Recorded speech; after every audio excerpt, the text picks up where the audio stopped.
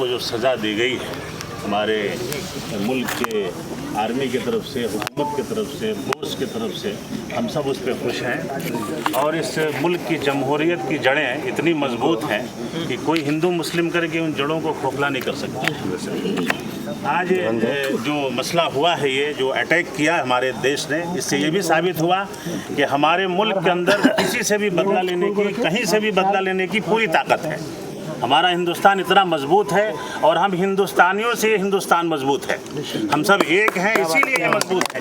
और जो लोग हमको अलग करना चाह रहे हैं हिंदू मुसलमान की बात करके, अभी हमारे मोहम्मद पैगम्बर सल्लल्लाहु अलैहि वसल्लम के बारे में सर ने बताया कि आप सिर्फ मुसलमानों के नबी नहीं थे, मुसलमानों के प्रोफेट नहीं थे। एक बात उनके ताल्लुक से जो सर को याद भी होगी, मैं बता दूं कि जब कोई देश फतह करता है तो उस पर चढ़ाई करता है तो वहाँ के सारे लोगों को कुचलता है। लेकिन मोहम्मद साहब ने जब मक्के को फतह किया, आपकी बेटी का पेट जिसने फाड़ दिया था, आपके चचा के कलेजे को निकाल के जिसने चबाया था, ये सारे लोग आपके सामने थे। लेकिन मोहम्मद साहब ने कहा कि अंतुमुत्तलक़ा ला तसरीब अलैकुमुल यौम, अरबी में हदीस है कि आज तुम सब आज़ाद हो, मोहम्मद की तरफ से तुम पर कोई जुल्म नहीं किया जाएगा, जाओ अल्लाह तुम सबको माफ़ करे। इसलिए कि मोहम्मद के बारे में अल्लाह ने ये नहीं कहा कि आप मुसलमानों के नबी बन के पैदा हुए हैं। अल्लाह ने कहा वमा अरसलनाका इल्ला रहमतल लिल आलमीन, कि ऐ मेरे नबी आपको मैंने पूरी कायनात के लिए रहमत बना करके भेजा है। ये हमारे मोहम्मद सल्लल्लाहु अलैहि वसल्लम की तारीख और हिस्ट्री है। और ये हमारे क्या नाम है, बसनगोड़ा साहब को मोहम्मद साहब की जीवनी पढ़नी चाहिए कि मोहम्मद साहब क्या हैं। कैदी 3 दिन तक कैद में था और 3 दिन के बाद उसको छोड़ दिया सुमामा बिन उसाल को।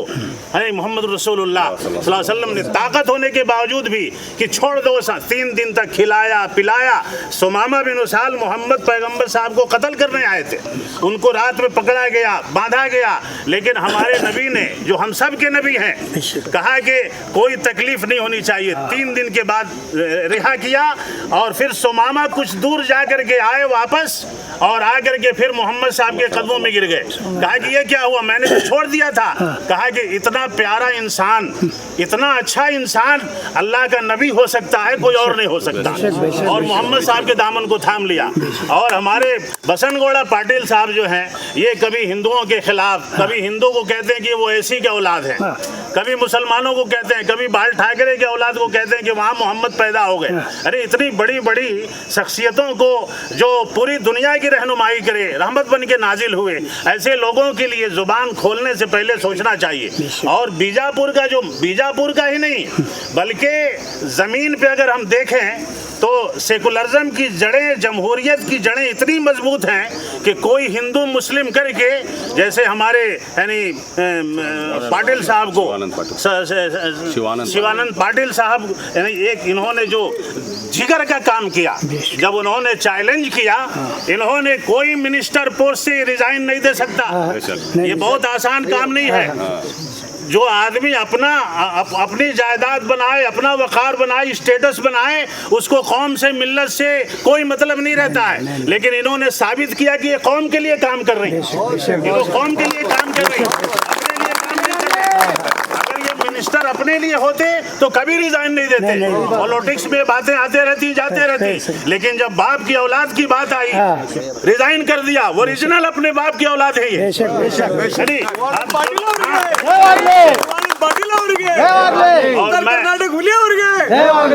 मैं ये आश्वासन देता हूँ शिवानंद पाटिल साहब को कि आपके साथ सिर्फ मुसलमान नहीं है, आपने पूरे कर्नाटक का दिल जीत लिया है।